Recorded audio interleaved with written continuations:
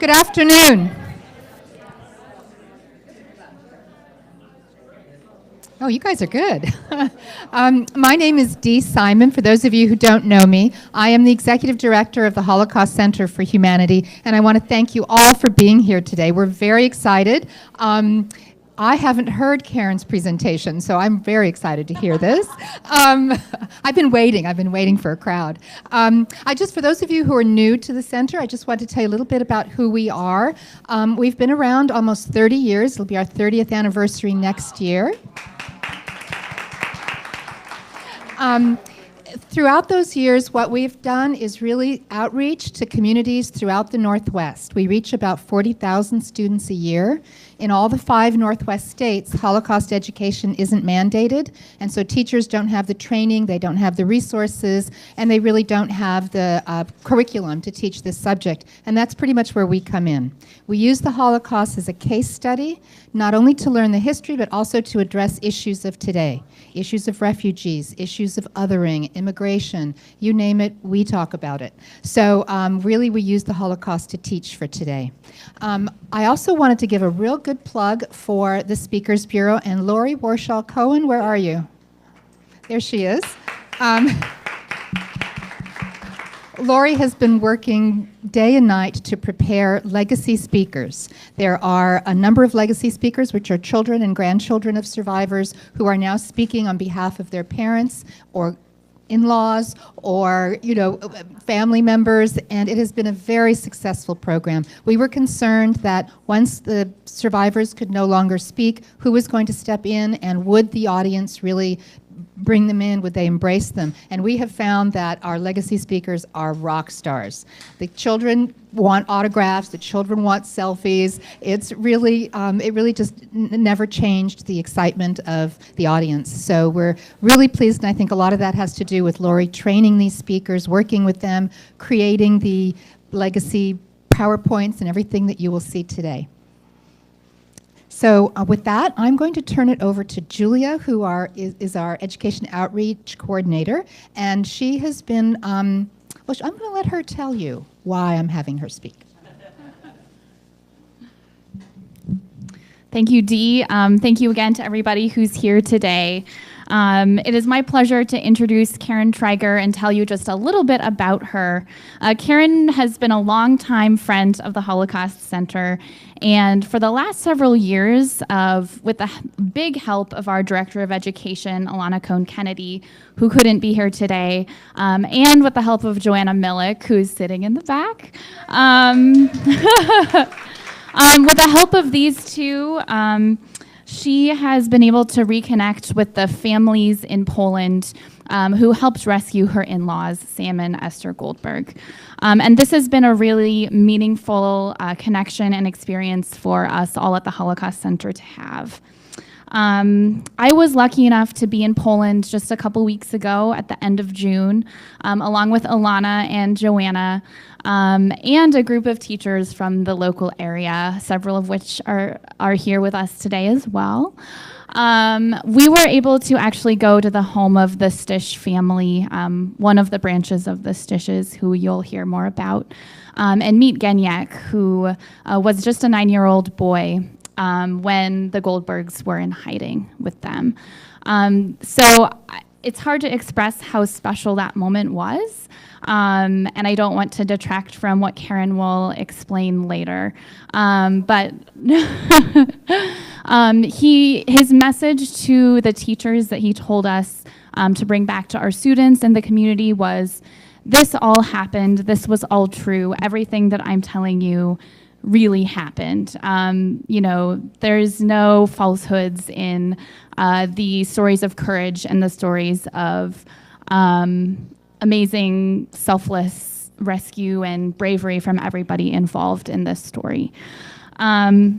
So I want to thank Joanna for helping make that connection possible, and to Karen for being such a great part of our community.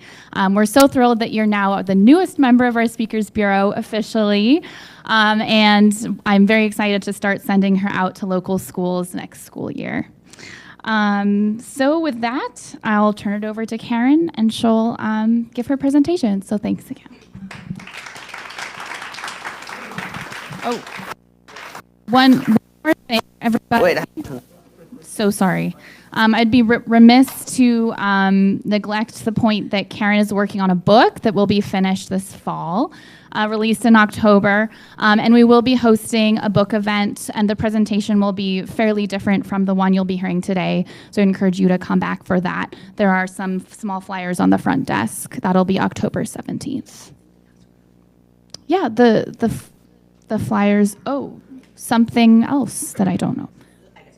Okay, yeah, sorry, I'm not sure what that is. All right, enough babble. I will let Karen get to it. Am I on? Yes? Oh, hi, everybody. Oh, that's bad. Hi, everybody.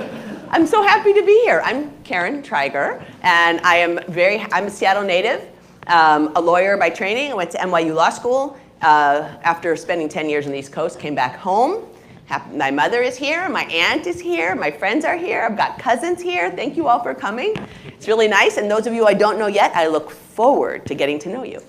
And today you're not going to get to know me as much as my in-laws, Sam and Esther Goldberg, but we'll have time. So before we start, I'm going to let you know that I'm passing around a sign-up sheet. And this sign-up sheet is if you are interested in being invited to my blog. I have a blog where I started in December of 2015, so it goes way back. But the idea of the blog that I started was to write about Sam and Esther's story as I was learning it, as I was researching it, as I was having amazing things that happened to me thanks to Joanna and the Stys and this wonderful priest in Poland and all these things that happened that were crazy. But there's also just tons of research that I've done about the Holocaust, about Treblinka, about concentration camps in general. It's all in there. So when I post something new, it goes on there, and there will be information about the book that will go through my blog. So no pressure, but if you want to do this, I will invite you to join the party. Okay, so without further ado, let us begin. So Sam and Esther Goldberg are my in-laws, and they are unfortunately no longer with us, but they will be with us today. And their story is one of escape, rescue, and resilience. And these are three words that really, really express what their story is about. 3 years ago, I left my practice of law and started to research and write this book. And I had a lot of research tools that I used, a lot of primary source documents, lots of secondary source documents. I had letters and photographs and interviews. I used archives. I used just genealogy conference. I just used so much.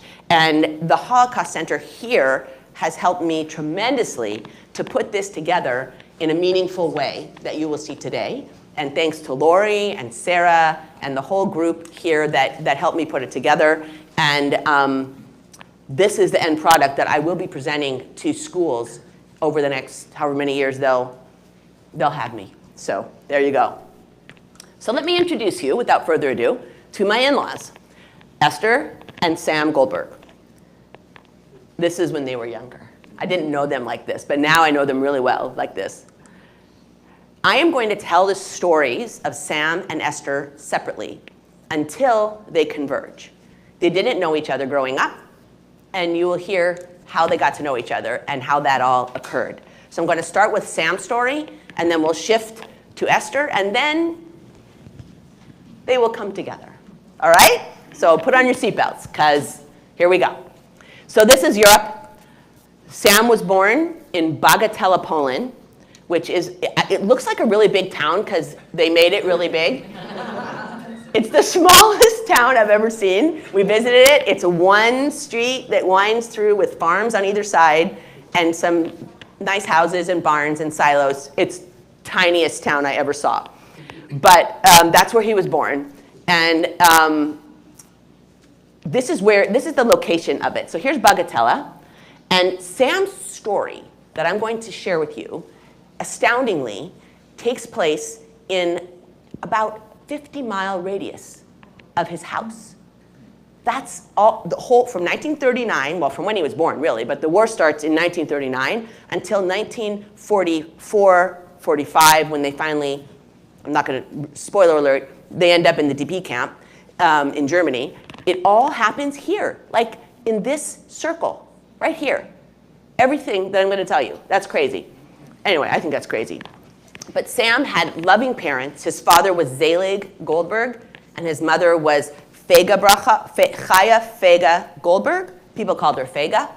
And he had siblings. He had, how many siblings? I don't want to say it wrong. He had 3 brothers and 2 sisters. And he was the only survivor of his family by the end of the war. So it's sad, but that was not uncommon for many survivors. Sam was 22 when the Nazis, the Germans, invaded Poland, September 1 of 1939. He was a man of 22 years old. And when the Nazis came in, they came in ferociously. They came bombing from above, infantry on the ground, and just killing people and shooting people and causing terror all around. Now remember, in 1939, the Germans and Hitler and his Nazis, they hated the Jews terribly. We know that. The Jews were subhuman and not people, but they did not have a grand final solution yet. This was way before that. They just didn't mind killing the Jews and wanted them out of their territory if possible. But when they came, they attacked the towns, and by the time they got to Sam's little town, it was around November. But Sam's siblings left right away. They all went to the other side, to the Soviet-controlled side. I'll explain that in a minute. But, well, let's just jump into it, because it's really an important piece of the puzzle. This is a map, thanks to the Holocaust Center, finding this great map. This yellow line here is the line that split apart Poland. Here's Germany, Soviet Union, and this is Poland. Before the war started in September of 1939, the Soviets and the Germans got together, a little secret meeting, and they decided that they would be friends. We'll have a pact, a friendship pact. This pact will last 10 years. Didn't really work out that way, but they agreed that it would be a 10-year pact and that they would both attack Poland, Germany from the west side and Soviet Union from the east side. And they would split the country in half. You take this half, we take this half, it's all good. Very nice, right? Okay, well that's what they did. It was a secret pact, and this was the line on the map that they drew that separated the country. This was where the Soviets were going to stop, and this is where the Germans were going to stop here, etc. So you can see Sam's town here is Bagatella, that's here, and Esther's town, which we'll learn more about, but it was called Stoczek, and it was here. The important piece of information is that they were both on the German side of that border. And which side of that border you were on depended on how you were treated. The Soviets, it was hard to live under the Soviet rule. Life wasn't simple, but they weren't out to kill the Jews. The Jews were citizens. It was a communist country. Jews were citizens. They could get coupons like everyone and have a job, whatever. They could live. So that's an important piece of information. So in November, German soldiers come to little town of Bagatella, right? You think, really, you're going to bother with this little town? They did. There were a lot of Jews in the little town, and they came and they told Sam and his father and his mother that they had to leave. You have to leave? And they were like, why? We won't bother anybody. Like, leave us alone. And they said, no, we don't want Jews here. Get out. Get out of here. So they left. And they went to Kovalovka.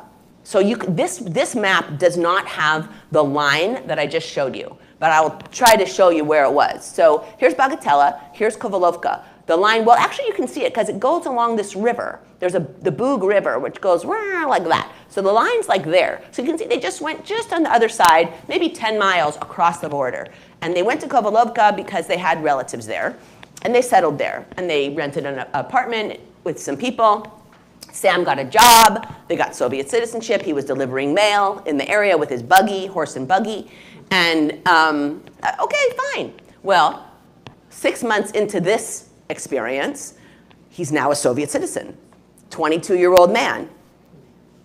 They drafted him. They drafted him into the Soviet army. Again, like, really? Really, really? That's what happened. So Sam was drafted into the Soviet army, and his unit, which was a lot of Jewish refugees, were fleeing from the German side to the Soviet side. It makes sense, because you heard you weren't going to be killed on that side, but on this side, not so sure. And so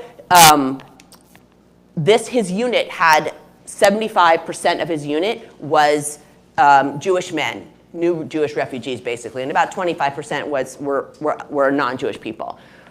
So these pictures are not from Sam's unit, but they're pictures that were found and can give a sense of what the Soviet armies kind of looked like. His unit's job was to build and repair bridges. And they were taken to a town called Chechinovik. And it was not so far, you could see where that line was. Let's see, I think I can go back, right? Yeah, this is where they were taken. And you remember the line was like around here, the border between the Soviets and the Germans was around here. So they weren't super far from the border, like maybe 20 miles. And so they were over there building and repairing bridges, and that was their job. And Sam was not happy about that. He told me about how terrible it was. They had terrible living conditions. The food was awful. He said the food they were served, I wouldn't have fed it to the animals on my farm. That's how bad it was. He said it was like, he described it as some kind of farfel that was like 100 years old. So like you can just imagine, terrible, terrible food. So, but he did that for a whole year until the Germans decided that their friendship pact with the Soviet Union was over. And they took that little piece of paper that they signed in secret and they ripped it up and they attacked the Soviet Union. So Germany attacks the Soviet Union. Operation Barbarossa, which is the most fierce battle of the entire war, at least that's what the books say, because there were a lot of fierce battles. And they invade Germany on June 22nd, 1941.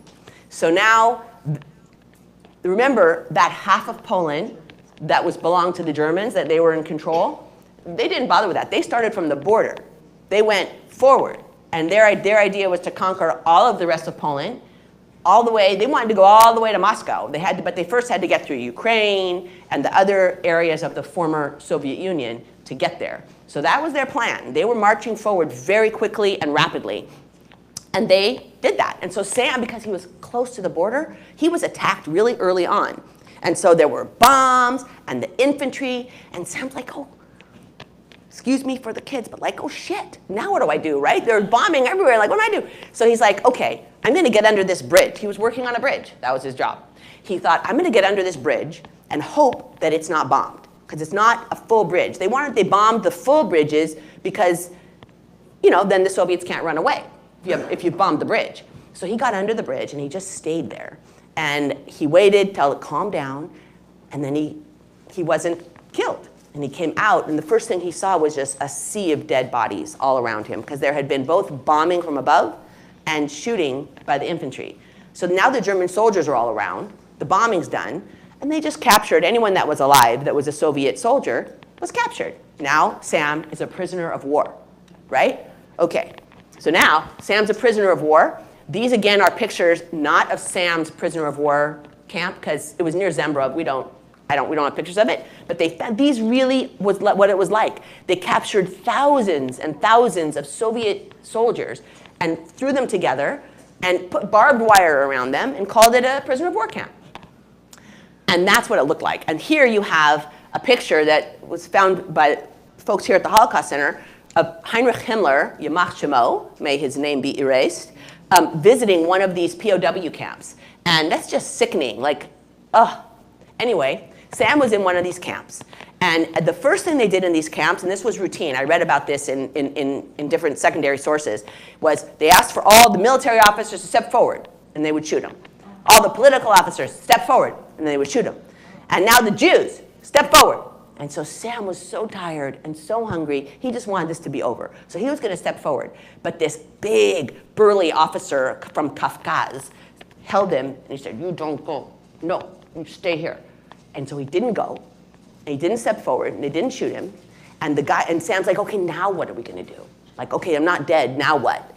Like, you got a good idea? And he's like, yeah, we're gonna escape. So a couple nights later, in the middle of the night, he woke up Sam, and they went and he had some metal clippers, some scissors, very strong, whatever kind of scissors, wire cutters, and they cut a hole in the fence, and they got out. And Sam and the big Kafkaz guy, and two other Jewish prisoners. Now remember, they're wearing Soviet uniforms. They didn't give them nice clothes or something. They're still wearing the same uniforms they had on before. And so this is a map that shows, so Sam started out in Kovalovka, he goes to Chekhovnik, and then to Zembrov. This is a piece that's going to come next, but this was this path so far. Over here from Bagatella, where's Bagatella? Up here somewhere, to Kovalovka, Chekhovnik as a soldier, and then to Zembrov as a prisoner. And so they're running and running and running, and they just wanted to get away, and they were starving because they hadn't given them much food or water. They finally got to an orchard, and this orchard had fruit on the trees. And they were like, oh my God, fruit. So they started taking the fruit off the trees. Now, it wasn't exactly ripe, so my mother would tell me not the smartest thing to do, but they ate it, they were starving. And now sunrise was coming, and the morning had come. And the owner of this orchard came out and saw 4 men in Soviet uniforms, and he was like, I'm a little worried about this. And he comes over, and he's like, hey, who are you guys? This is my orchard. And then he looks at them, and he took a look at Sam, and he looked him straight in the face, and he said, are you the son of Zelig of Bagatella? And Sam's like, yes! And he's like, I recognize your face. I can see your father in you. And he's like, yes, I am. He's like, he's my friend. Come on. So he brings them over to his house, and he brings them milk and bread, and he feeds them, and they're all sitting happily eating. These guys think they've escaped, but the Germans aren't so nice. They didn't like, oh, some guys escaped. We got thousands of others, right? Okay, it's fine. No, they ran after them, and they went to find them. 3 or 4 German soldiers ran, and they found them. They saw them from afar, coming and running with, machine guns and grenades. But before that happened, when they were eating, I'm not sure exactly when it happened, but at some point, and I don't know what possessed him, but my father-in-law said to himself, I gotta get out of this uniform. And he switched his clothes with a scarecrow that was in the orchard. So now the scarecrow is wearing a Soviet uniform, and Sam is wearing the sweatpants, right? And maybe even the gorgeous hat, I don't know. But Sam's now not wearing his uniform. The other 3 guys are in the uniform. Now the Germans are coming towards them. They see them, and they're like, oh no. The 3 other soldiers just like, we gotta get out of here. And they started running. And Sam, since this man, nice man, knew his dad, he said, listen, I know I'm gonna die now. Tell my father what happened, and take my dead body back to him. Okay? He thought, this is it. So he just stood by a tree. He just found a tree, and he's just like this. So the German soldiers are running, and they throw grenades and start shooting at the soldiers who are running away, and they killed all of them. And then they turned around and went back. They didn't notice Sam because he was in scarecrow clothes and standing by a tree like this. So he was saved yet again. And crazy. True story. So that's what happened. And so Sam's like, thank you, orchard owner. I'm going back to see if my parents are still alive. See you later. And he ran back to Kovalovka. And his parents were alive. And of course, he was so happy to see them. They were so happy to see him. And it was great. So from there, though, so now the German army, so from there he goes to Stochek. Why did he go to Stochek? Now I mentioned Stochek, don't get confused. It's the place that Esther was born and lived until the war. They didn't know each other, but someone had told Sam and some other people in the Kovalovka area that Stochek was a place that Jews were still living in some freedom. They had to wear the yellow star, but the ghetto wasn't closed in, and they could still do business. So Sam and a few friends decided they were going to go to Stochek. So they traveled to Stochek, and they get there, and then he's living there, and he started doing a butchering business. Because his father traded in cattle, along with the crops that they had and timber, he knew how to slaughter a cow, and in a Jewishly ritual slaughtering way to make it kosher. And then, so he did that, and there were a lot of Jews there. It was a shtetl, remember, it was a Jewish shtetl. And he would sell the meat, and that's how he made some money. And he was doing this. But there was already a Judenrat. The Judenrat is the Jewish council that was set up by the Nazis. There was a Judenrat in control there. And they had a quota. Every day they had to give a certain number of young men to the Nazis. It took them, at that time, probably to go do for slave labor. Because the death camp that was to be nearby there wasn't set up yet. And Sam kind of maneuvered his way out of those being captured for a while. But then his luck ran out. And one day, in the beginning of June 1942, he was captured by the Nazis, and taken with the 135 men from this town in a truck. And they took him to Treblinka. Now, Treblinka at that time, you can see the little arrow right there to Treblinka death camp. It was not a death camp yet. It was yet to be. It was an open field. There was one shack when this 135 men arrived. They captured these men to bring them to Treblinka to build it. So Sam, along with his other people, had to build the camp. The only part of the camp that wasn't built by the Jews were the gas chambers. They brought special people from Germany to do that. The Jews couldn't do that because, you know. So they built three gas chambers and a whole camp that was built there. Now, Treblinka was a death camp. This was not a concentration camp like when we hear about Auschwitz, which had, 100,000 people in it. This is a death camp that had 800 prisoners who were made to run the camp, and Sam was part of that prisoner population. But mostly it was a place where mostly Jews, a few thousand gypsies were murdered here, but mostly Jews were brought here to die. That was all that happened.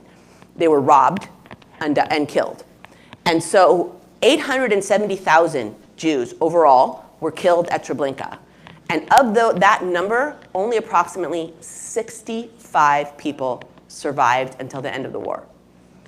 Some of them survived because they escaped. Often in the trains that would come in with the people, they would hide themselves among the clothes because the clothes would be sent back, and they would get out that way, and then they kind of jump off the train. There's a number of stories like that. And then there's a small group that survived the uprising, which I'll tell you about, which occurred a little more than a year after Sam got there. But this was a really, really terrible place. And what would happen, let me try to explain briefly. There's a lot more information about Treblinka, and this doesn't do it justice. But people would come. They started to come from Warsaw on July 23rd, 1942.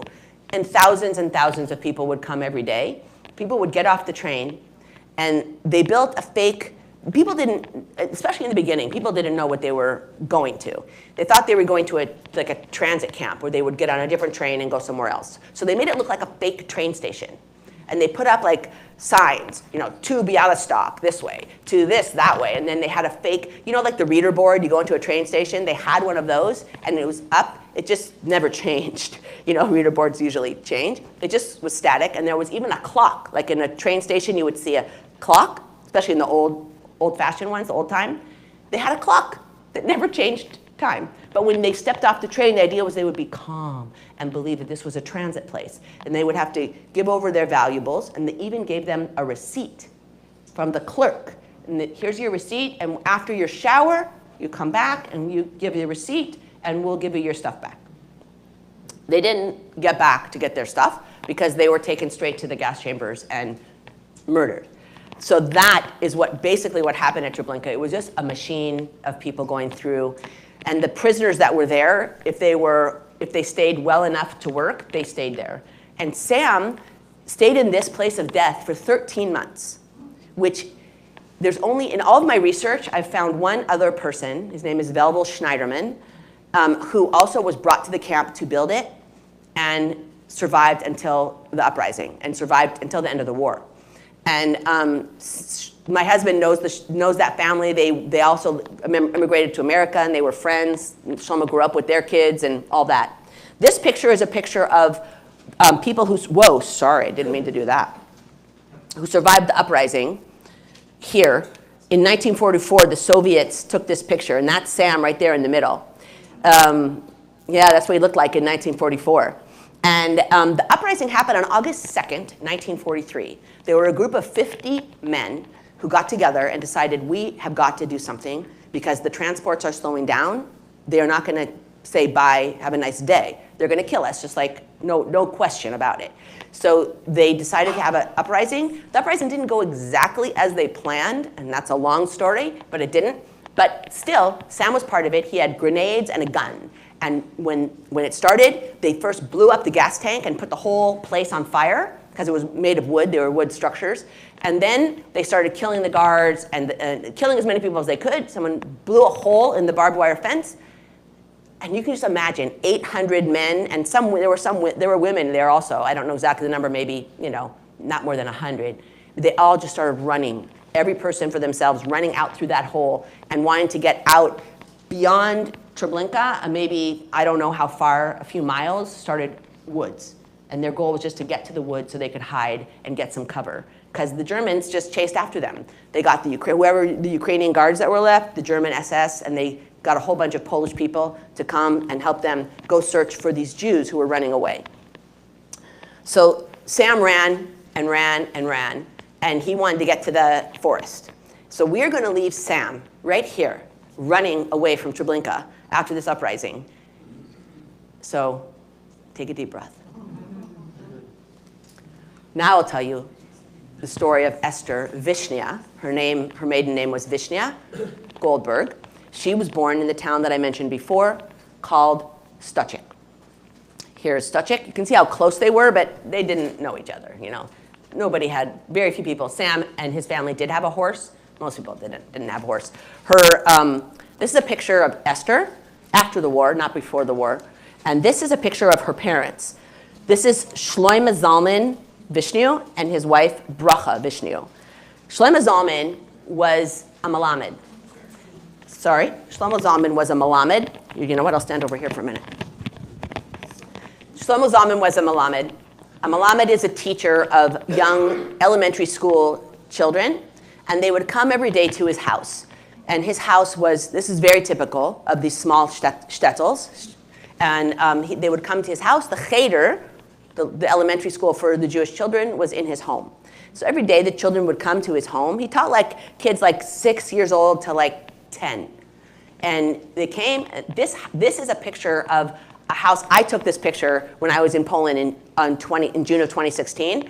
This is a pre-war house in Stys. Now, I have to imagine that 70 years ago it looked a little better. I'm sure that it did. But this is a really dilapidated, horrible pre-war house. But the point is that this is what the houses look like. This was a very typical house in this town, in this shtetl, with this very small, slanted roof, starkly slanted, with a chimney sticking out the top. And this I imagine is very, very similar to the house that Esther's family lived in. It was one big room with a little alcove where her parents slept. All the kids slept either with the parents or in the big room. There was a table where the cheder was and a kitchen on the side of the room, and that's what it was. But she had a lovely childhood. She talks very endearingly about her childhood. And then the war happened. And the Germans came in, September 1939, going back to that date. And her family, when the Germans came in, they caused terror and havoc everywhere they went. Her family's home was one of the houses that was burnt down in that town. So they had their little house was gone. So they decided to go east, like many Jewish refugees at the time. They went east. If you can recall the map I showed you with the yellow line, they went to the Soviet side of that yellow line. They went farther than Sam's family. They went all the way to Bialystok, which is here. So that's how far they went. They went by train. This is a picture of when the Soviets were in control of Bialystok as a church. You can see a little taste of what that town looked like. There were a lot of Jews in Bialystok. There was a well-established Jewish community, and they lived there.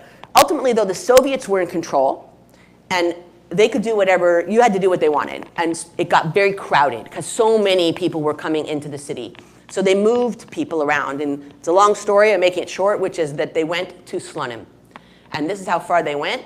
They went all the way to Slonim in Belarus. This is a picture of Slonim. It's a synagogue in Slonim. Slonim is smaller than Bialystok, but also a very strong Jewish community with good infrastructure. Shlomo Zalman became a Malamed there. He had students. Esther and her brothers got some jobs, and they started handling and trading a little bit on the black market, and they were living. So they lived in the Soviet-controlled lands for 2 years. September 39, the war starts, and then the Germans invade the Soviet Union 2 years, almost 2 years later, in June of 1941. So they were living in the Soviet world for those 2 years, and they thought, well, this isn't our home, but maybe this is our new reality. This is okay, at least we're together. And at some point, I don't know when it happened, but at some point before the Germans invaded the Soviet Union, Esther's hometown boyfriend, whose name was Moishe Kviatek, comes to Slonim. And so now Moishe is there, and Esther's whole family's there, and they're like, okay, maybe this is the new life, okay? All right. But then the whole world is turned upside down because, again, they rip up their pact, and the Germans invade the Soviet Union. Now, when the Germans invaded the Soviet Union, they had a much better sense of this idea that we had to do something with these horrible subhuman Jews, and we couldn't leave them where they were because we can't have them in our territories, which we're going to control. And we had this great idea that maybe we'd move them somewhere else, like Madagascar or Siberia, but that just wasn't going to work. They decided they just had to kill them where they were. And so as the Soviet army started forcing its way through the Soviet territories, they had another army coming right behind them, and they were called the Einsatz Gruppen. And this was a German army, sub-army, and their job, it was mostly SS soldiers, their job was to round up the Jews in every town, take them out of town, have a big pit ready for them, and to shoot them and put them in the pit. And that's what happened in Slonim in September. And not all the Jews, but the majority of the Jews in Slonim ghetto, there was a ghetto there, were taken out of town and shot. Now, how did Esther survive that? Well, about a month and a half before, she'd gotten sick with typhus. Typhus was a very contagious disease. The ghettos were very crowded, so typhus did get passed. And she was in the hospital. And they didn't come and take the people in the hospital to be part of the massacre. So her family was taken, but she survived because she was in the hospital. And you can just imagine the doctors and the nurses in the hospital came and told the patients what happened to the people of Slonim. And I say you can imagine, I can't imagine what that felt like for Esther to hear that her whole family, and for what she knew, Moishe, were taken out of town the day before and murdered. I don't have any words for what that must have felt like. So I imagine, though, that she cried all night and then finally fell asleep at some point. And in the morning, she woke up, and sitting by her bed was Moishe. And she's like, what? And he's like, I hid. And he confirmed that her family was taken and that they were all killed, but he hid and he survived the roundup. So he's like, let's get out of here. So she leaves. She's well enough to leave by now. They leave the hospital. They go back to the ghetto, and they're figuring out all they want to do is get transportation as a way to get back home to Stoczek, which is pretty far. Remember how far that was, like far. And they couldn't go by trains because the Germans were in charge of all the trains, and they're Jews, so that wasn't going to work out too well. But then something else happened. She left the hospital, and then 2 days later, the Germans came back to this town of Slonim. They went into that hospital, and they shot every patient in their bed. So she survived the massacre because she was in the hospital. And then she survived the massacre in the hospital because Moishe came and got her out of there. I think, whatever, no words.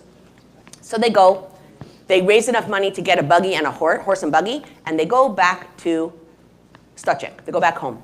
Now, happily, Moishe's family is still all alive. They're all living there. Their house is still there. And his family, the Kwiatek family, has a soda factory. They have a building where they bottle soda water, bubbly water, and they sell it. And so they were still there. Sometime, and I really don't know when it was, but sometime between the massacre in Slonim and when they arrived back home, Esther and Moishe got married. I don't know anything about it. Esther didn't talk about it, and I couldn't really get any information. But they got married. They arrived home as a married couple. So they stayed and they moved in with their family, and they started helping in the business. And Stys, just like Sam believed to be true, Jews were there living. They had to wear the yellow star, but they were doing business. That's how it was. So they stayed there until the Nazis came back. The Nazis came back to Stoczek first in June of 1942. If you remember the story of Sam getting captured, 135 men from Stoczek were taken to build Treblinka. But then they came back once Treblinka was up and running for the Jews of Stoczek to take them to Treblinka. So they came back in September of 1942. Now, Esther was living with the Kwiatek family, and the dad, whose name was David, and Moishe and Esther, they were married now, and a younger brother, Chaim, he was a teenager, all went and hid up in their attic. Remember the slanty roof that I showed you of the houses? There was an attic up in that area, and they hid up there. Now, Moshe's mom didn't agree. The parents didn't agree what to do. She's like, they're going to find us in that attic. There's no way they're not going to find us in that attic. And she said, I'm leaving. She took her daughter, and they went and hid in the basement of a non-Jewish friend. So that's what happened. Now the Nazis come back, and they're going around house to house. House, house, house, out, get out, out. And they forced everyone. They had dogs barking and shooting, and they forced everyone by terrorizing them, forced them onto trucks to go the 12 miles. That's all it was, 12 miles to Treblinka. And all the people of Stys were murdered in Treblinka. But they didn't find Esther and Moshe and his dad and brother. And they just sat there for like 3 days waiting for this to calm down. And then they got out of the house and they ran to the forest. The town was empty. The shtetl, empty. They ran out to the forest. And I don't know why, but the dad, David, decided to leave them and go to a non-Jewish neighbor's house and hide there. Obviously, I have no idea why. But so now Esther and Moshe are left with the teenage brother, Chaim. And they're like, now what do we do? So they just decided they were going to go to this family right outside of town, because it was typical in the shtetl of Poland that the Jews lived in the city, and around the city were more farms that the non-Jews lived in. So it was on the other side of the forest, basically. So they went to the house of the Stys, because they were customers from the soda factory. And these families would come with their children every Sunday after church. There was a big church in Stys, and they would come and have some sweet, bubbly drink for their kids, a treat for the kids. So they knew them. They were customers.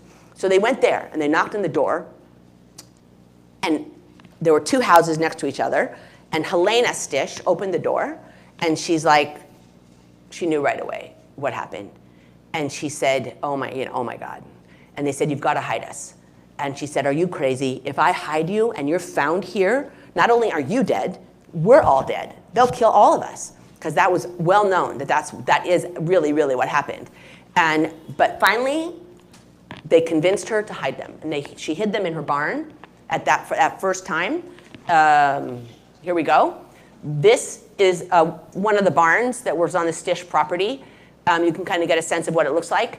And so the three of them hid together in the barn and in the surrounding forest. This is a picture that I took these pictures. I took this picture. This is the forest around their home. And they hid in and around the forest, sometimes in the barn. They hid around. The Stys brought them food when they could, when it was safe, and when they had enough. But they were always hungry. That was a big problem in hiding, was food. And they would go out at night, only at night, to scrounge around for food in the forest. There were mushrooms growing.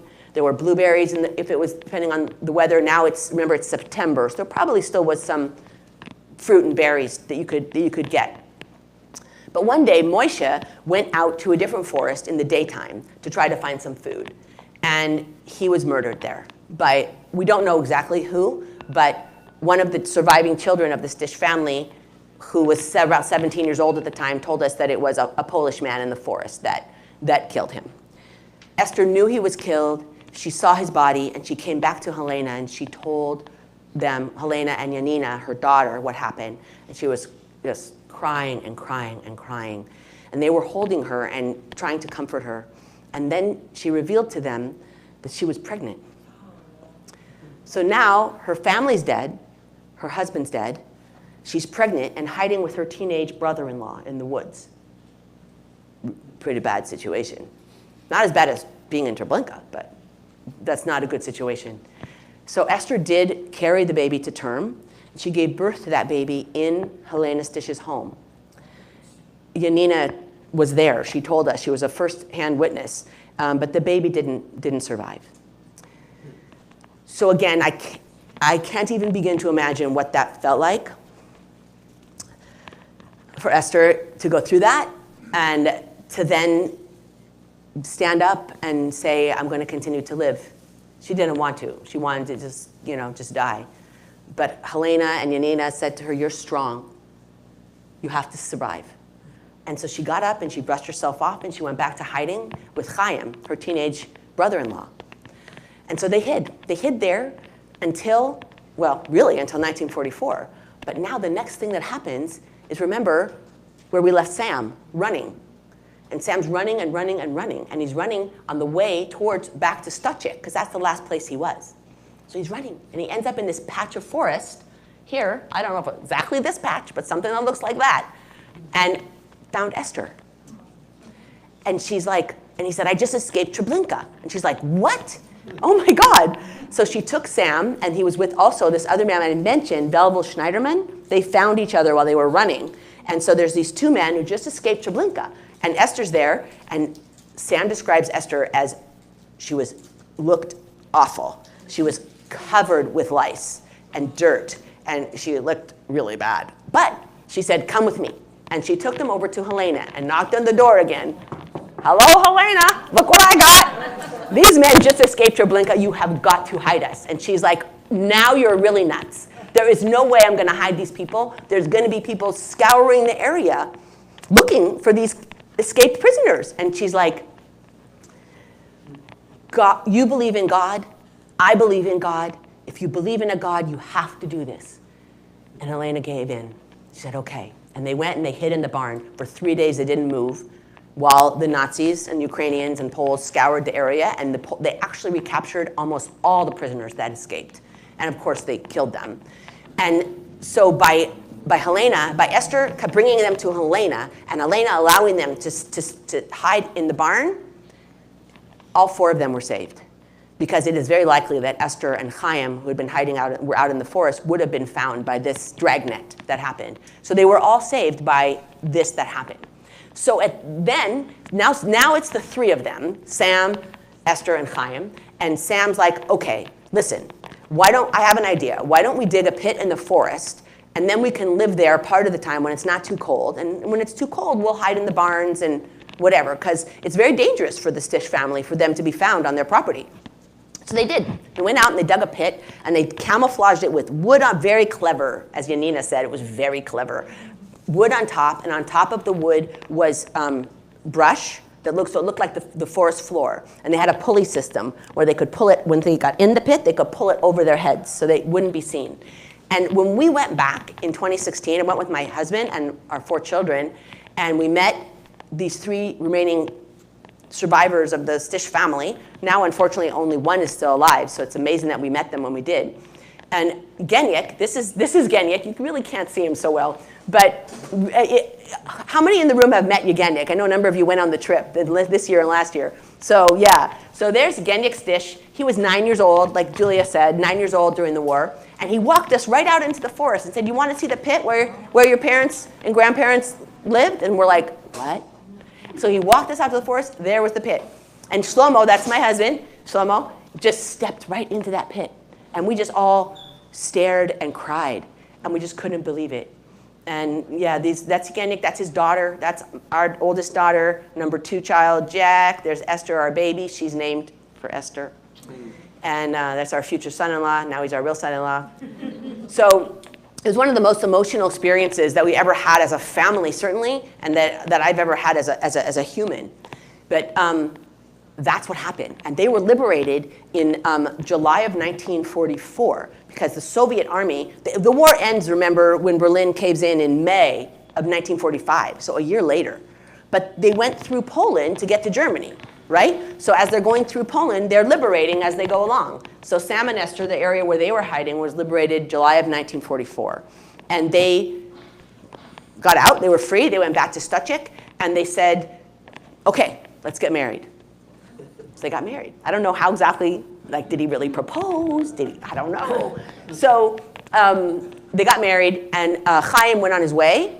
Sam and Esther stayed in Stoczek and stayed in towns nearby there, and until ultimately they wanted to immigrate to America, and they moved to DP camp.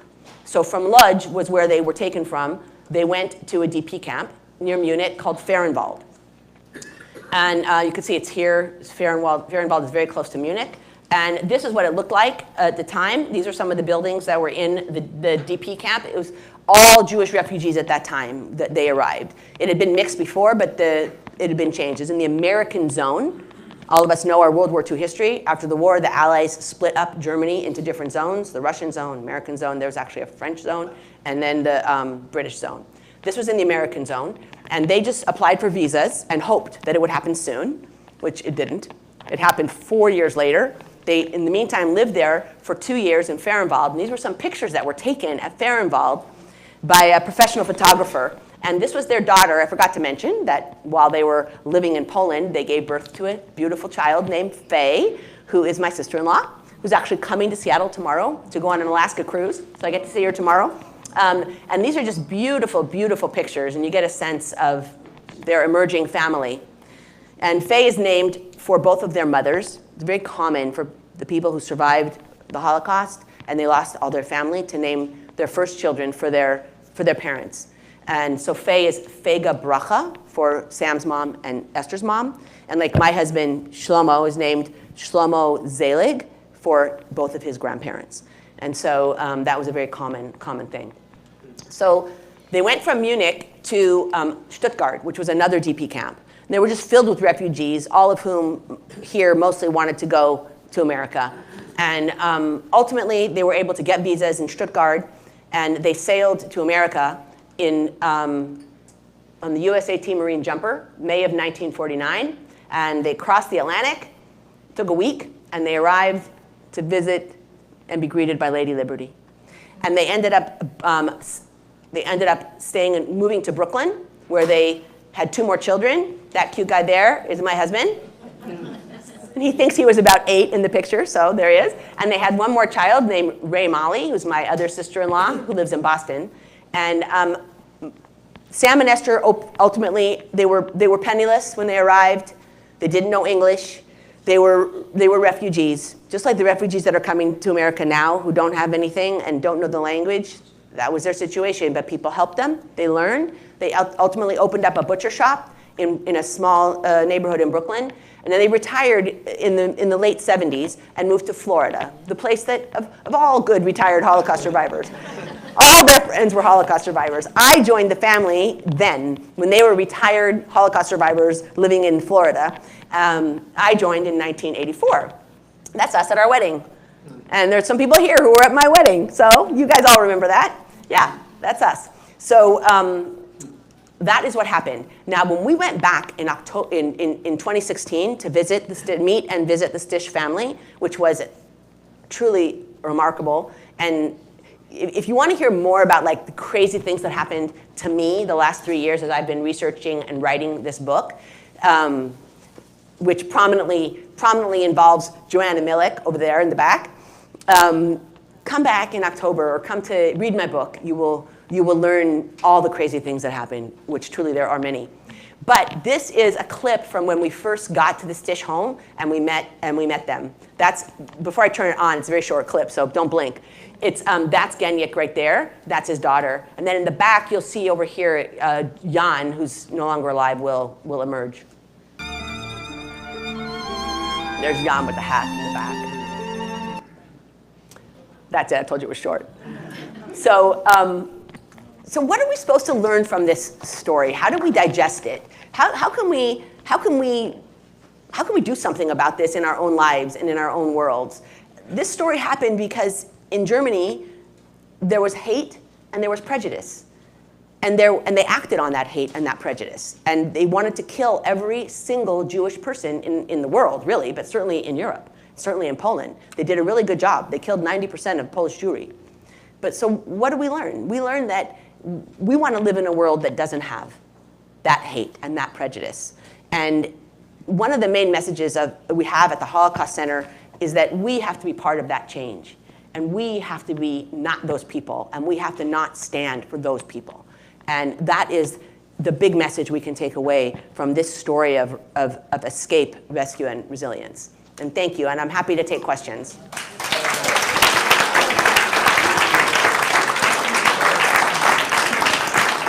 How did I do on time? Not bad. Should I be the moderator here? Is that cool?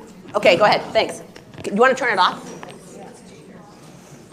Your story has an amazing amount of detail. Yeah. Of both the stories of your in-laws. And I'm just curious, how much of it is based on firsthand accounts that you got from your in-laws and maybe other people, and how much of it did you piece together from other sources? Well, thank you for the question. The question is, how much is firsthand accounts and how much did I piece together from other sources? So the story that I'm telling today is primarily firsthand sources, whether it's Esther and Sam. Esther did 1 interview during her life, and Sam did 3, one including from the Shoah Foundation. And so I used those stories, that was my starting point. And then when we went to Poland, there was so much that was filled in by the Stys children. So that, again, and there were some contradictions in the stories, of course. So I had to decide how to tell the story. So this is my version of merging of the stories that I heard in Poland and from Sam and Esther.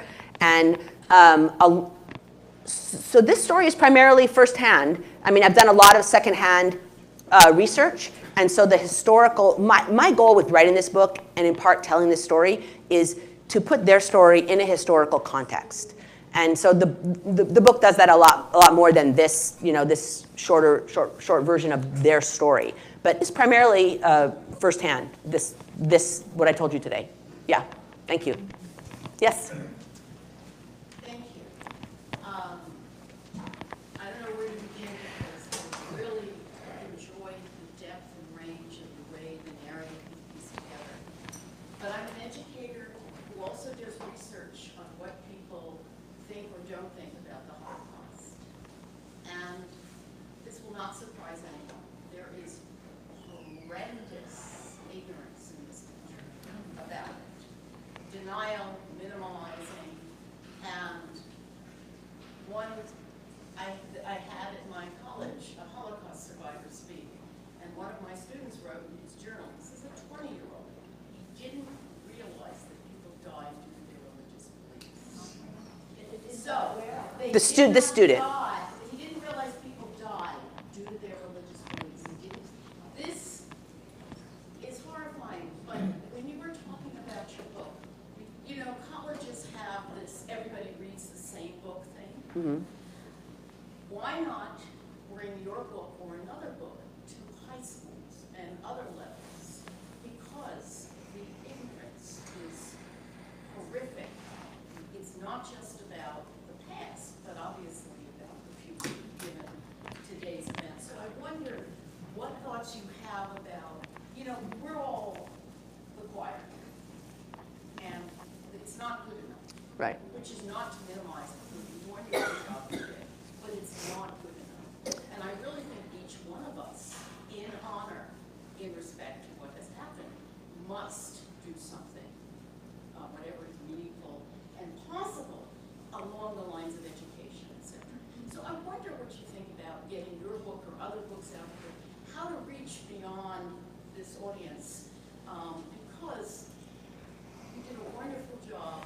The narrative, the stories, telling the facts, and it needs, and more needs to be done. Thank you. I appreciate that. I don't think I have to repeat it since you were in the back. I think that's a big part of the mission here at the Holocaust Center. I think that's exactly what we do here.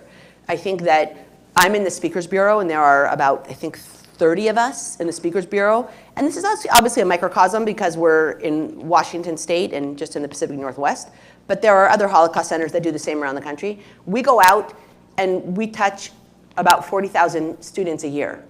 Now, they range from middle school to college.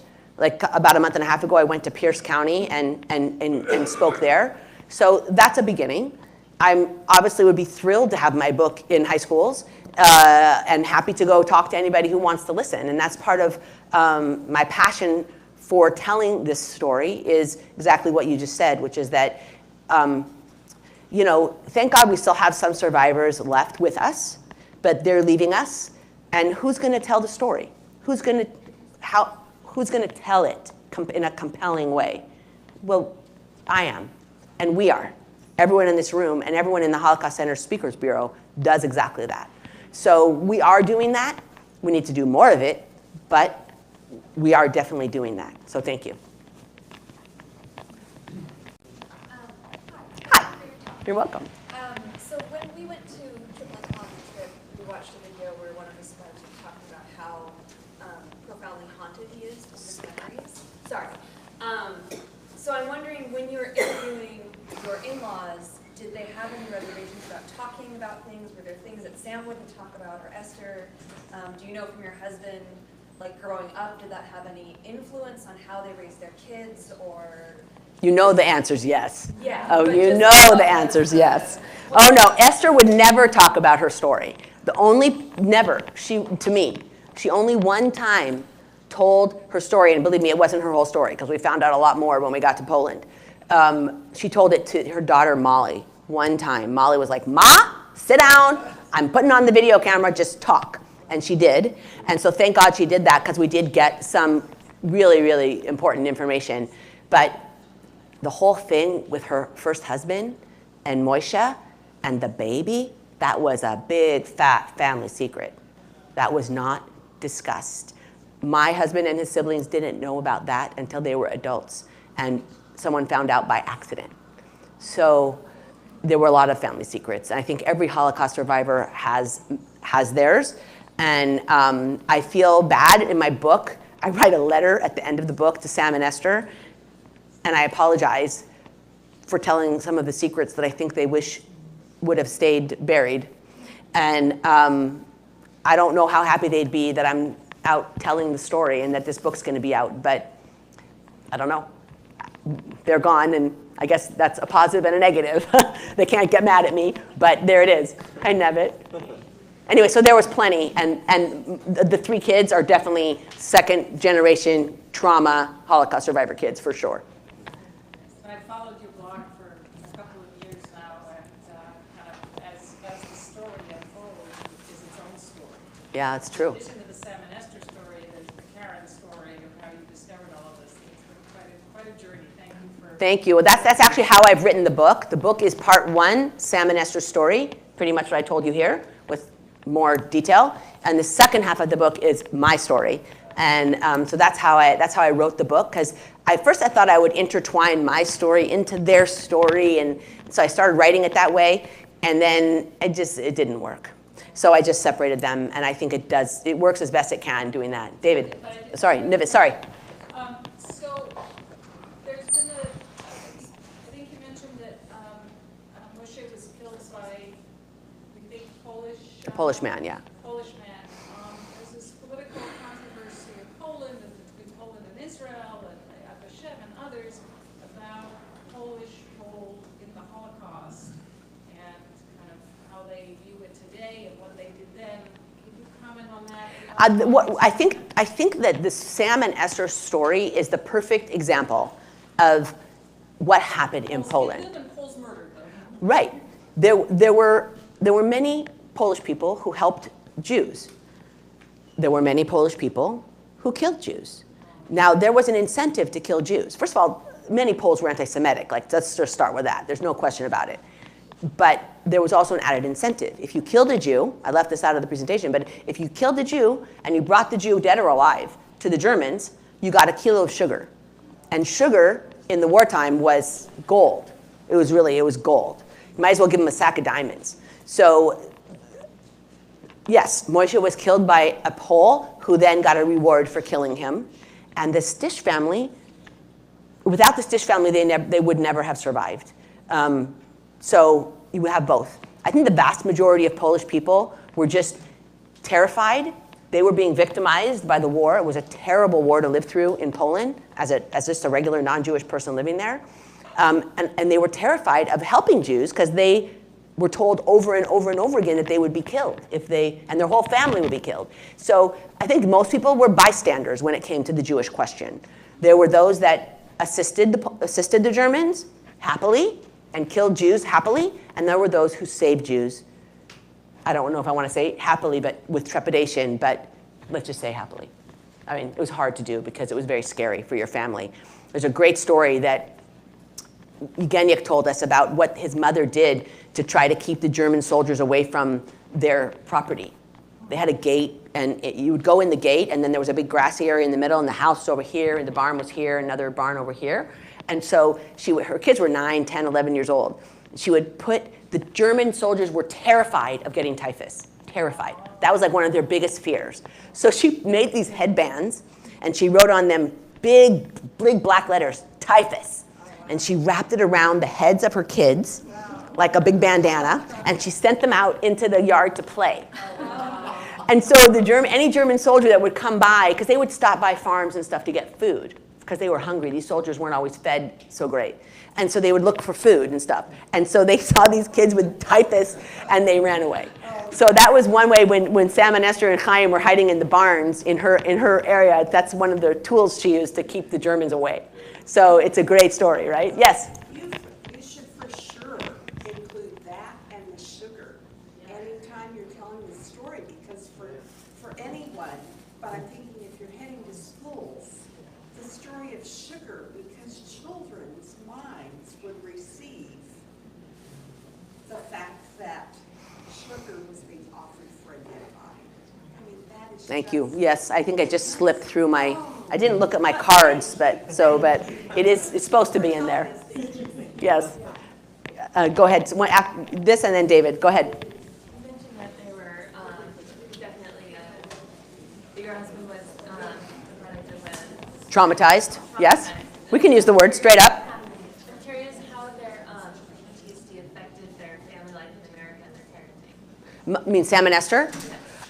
I can share a little bit. Remember, I didn't know them when they had young children. I can tell you that there's a very it's only funny now, many years later. It wasn't funny at the time. When I first met Esther, this gives a good example. This is a story I share in the book. When I first met Esther, I walked into their small apartment in Miami Beach. I was engaged to be married to their son, their only son. And I was looking forward to go. I'd only been in Miami a couple times. It was nice weather. So we get there, we put our stuff down, and we're ready to go to the beach. And we're like, we'll be back for dinner. We're going to go down to the beach. Hi, I'm Karen, blah, blah, blah. And so Esther jumps out of the little kitchen, and she hands me a bag. And she says, here, take this. It's food. And I said, it's okay. We're just going to the beach. We'll be back for dinner. I don't want to take food to the beach. It's going to get all sandy. Who wants that? No, thank you. And so I was trying to be nice. It's my new mother-in-law, whatever. And so I said, no, it's okay, it's okay, it's okay. And she insisted, no, take the food. And I'm like, no. We're going back and forth. And there's Shlomo sort of watching this interaction over here. And I'm thinking, step in and help me here. But he didn't. So finally I was like, okay, I took the food. And we walk out. And I look at him and I'm like, I give him the package. I'm like, what was that? Like, what do we need the food for? And so he just said, I'm really sorry. He said, my mother went without food for so long. And it was so traumatic to live without food and being hungry. She never lets us leave the house without food. And that's how it's always been. So now I was like, oh, sorry I made a fuss. But anytime she offered me food, of course, I just took it and thanked her in the future. I'm a quick learner. I may be a little naive, but I'm a quick learner. So, sorry, David, that's an example. There's tons of them, but that's one that it definitely affected their parenting. David. Let me start out by complimenting you on using your camera to connect the past to the present. Thank you. I thought it was a very good technique, and you did that very well with your explanation, because the past lives on in the present, as you've shown through the structure and you photograph. But I wanted to ask personally, where you put yourself now? Because we hear the expression never again all the time. And you've done so well explaining the Holocaust, the Treblinka, and so forth. But where are you today in terms of all the controversies that are going on? Do you say to yourself, it's all different because the Holocaust or Treblinka will never repeat themselves? Or you look at it and get involved and say, it's happening again and again. And that makes you an activist for today, not just a good dialogue for yesterday. Right. So I wish that I was more active in politics and in protesting some of the things that are going on. I'm not interested in getting into politics today, but I do think that history can repeat itself. I don't think that we're all immune from the horrors of the Holocaust. Germany was the most cultured society of the time. It was the highest culture in Europe. And yet, this is what happened. So just because we're all fancy schmancy Americans, or pick any country, I don't care, it can happen anywhere. And our job, part of telling the story is my activism. And my activism, I've gone to a couple protests, but we don't have to get into politics here. But I can tell you that part of my activism is writing this book and telling this story and going out to talk to students and adults and people who want to listen, even if you don't want to listen. So, because it is when we hear the stories of individual people that suffered like this, then we realize, oh my God, this really happened. And what's going on today? There are parallels. There's no Treblinka today, but there are bad things that are happening all over the world today, not just in America. And raising awareness is half the battle. Yes, Kate. I'm curious, what made you set aside your professional career and embark on this quest? That's a very good question, and I'm sure I'm going to get asked that a lot, so I guess I'll practice my answer. The short answer is that I wanted to write this book for 25 years because as I joined this family, it was a hard beginning when I joined the family because there was this culture gap that I didn't even know I was getting myself into, this Holocaust family. I had no idea. I grew up, my mom's here, I grew up on Mercer Island. This was really different. And so once I got to know them better and heard their stories, mostly Sam's, because Esther didn't want to talk about it too much, I said, this story has to be told, because they never were public about their story. There were a lot of people who wrote their own memoirs and all that. They were never going to do that. And I thought, this has to be told. And but I had law practice and 4 children, and it just wasn't happening. But I kept feeling that. And then when they died, I felt it even more. And then finally, honestly, this is the truth. So sorry to bring this up, Mom, but when my dad died, Erwin Treiger, he died 5 years ago. And that really shook me because he had always said, oh, I'm going to write the family history, or I'm going to do this, or I'm going to do that when I retire. But he never retired. Right. How many times did we hear that? He never retired. He died before he retired, so he never did it. And I thought, oh, man, we could all get hit by a car tomorrow. And then I'll never do it. So I thought, it's my time. My youngest kid was almost done with high school. I saw a window of opportunity for myself, and I took it. And I decided that as the survivors are leaving us, my in-laws were gone, that generation's going, who's going to tell this story? Me. I'm going to tell the story. And I was very deeply impacted by them in my life. I still am, ongoingly. And I think that the values that both of my parents gave me when I was growing up, which is like, you can do what you want. You have the energy, the intellect, and the power to do it. And I said to myself, my parents always told me I could do what I want, so this is what I'm going to do. I can do it, I'm going to do it. And so that's what I did. And now my book's coming out in October. So I'm really excited. Thank you. I'm happy to take as many questions as you have. If you need to leave, don't feel bad. Any more? Did you want a question? No. Okay, thank you, everybody. Thanks for coming.